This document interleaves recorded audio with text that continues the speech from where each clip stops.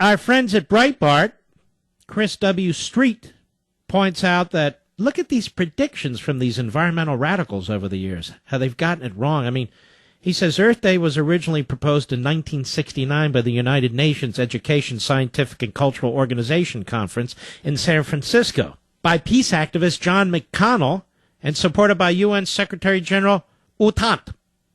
And I wonder who was on this magnificent conference meeting.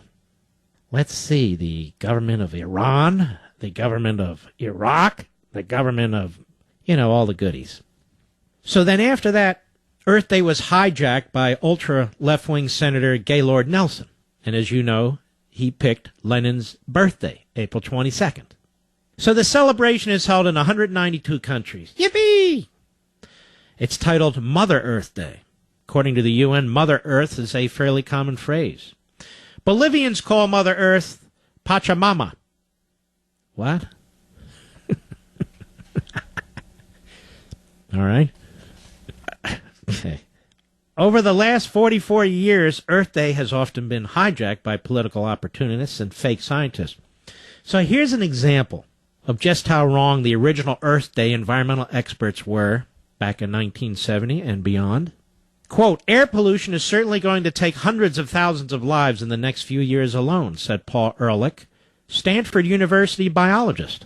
The world's been chilling sharply for about 20 years. If present trends continue, the world will be about 4 degrees colder for the global mean temperature in 1990, but 11 degrees colder in the year 2000. This is about twice what it would take to put us into an ice age. That was Kenneth Watt, obviously very low wattage, an ecologist. Dr. S. Dillon Ripley, secretary of the Smithsonian Institute, believes that in 25 years, somewhere between 75 and 80% of all species of living animals will be extinct, said Gaylord Nelson. Oops. We have about 5 more years at the outside to do something, said the infamous Kenneth Watt. Who was he? Who the hell knows? Civilization will end within 15 or 30 years. Wait a minute. 15 or 30? Let me adjust my IRA. Unless immediate action is taken against problems facing mankind, said George Wald, Harvard biologist. Population will inevitably and completely outstrip whatever small increases in food supplies we make. The death rate will increase until at least 100 to 200 million people per year will be starving to death during the next 10 years. That's Paul Ehrlich again. Another Paul Ehrlich. By 1975, some experts feel that food shortages will have escalated the present level of world hunger and starvation into famines of unbelievable proportions. Other experts, more optimistic, think the ultimate food population collision will not occur until the decade of the 1980s. It's already too late to avoid mass starvation, said Dennis Hayes, chief organizer for Earth Day. Sounds like Al Gore, who looks like he's never missed a meal. Demographers agree. Notice how the left always thought, there's no dispute here. Everybody agrees. Demographers agree almost unanimously on the following grim timetable. By 1975, widespread famines will begin in India. These will spread by 1990 to include all of India, Pakistan, China, and the Near East, and Africa. By the year 2000, or conceivably sooner, South and Central America will exist under famine conditions. By the year 2000, 33 years from now, the entire world, with the exception of Western Europe, North America, and Australia, will be in famine. Who said that? Well, Peter Gunter, professor, North Texas State University. There's no dispute. No, you're not a denier. Scientists have solid experimental and theoretical evidence to support the following predictions. In a decade, urban dwellers. Are we urban dwellers like cave dwellers? Urban dwellers will have to wear gas masks to survive air pollution. By 1985, air pollution will have reduced the amount of sunlight reaching Earth by 1/2. Life magazine, January 1970. That's what I'm saying. And I have said. 100 years from now, people are going to look back on us and say, what a bunch of buffoons. Flat earthers.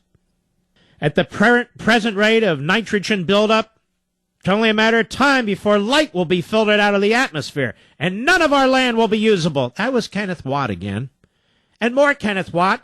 By the year 2000, if present trends continue, we will be using up crude oil at such a rate, there won't be any more crude oil. You'll drive up to the pump and say, fill her up, buddy, and he'll say, I'm very sorry, there isn't any. Want a hot dog? No, I added that part.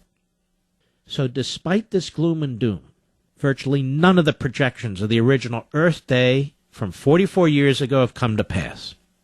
And the growing season across the northern hemisphere is expanding, and it's mainly due to a slight warming trend and increased precipitation across the mid to high latitudes of the northern hemisphere, where most of the world's crops are grown, points out at Breitbart Chris Street. Higher CO2 levels, that's carbon dioxide, are also leading to more productive plants and contributing to an increasing global output of food products. The net effect has caused the planet to be truly greening, and life expectancy at birth is now the longest in history.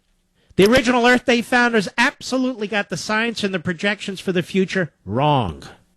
But April 22, 2014, I believe that was yesterday, was a balmy day for well-fed people in 192 countries, perfect to have a really nice time celebrating Pachamama.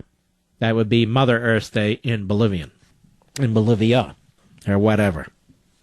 Isn't that fascinating?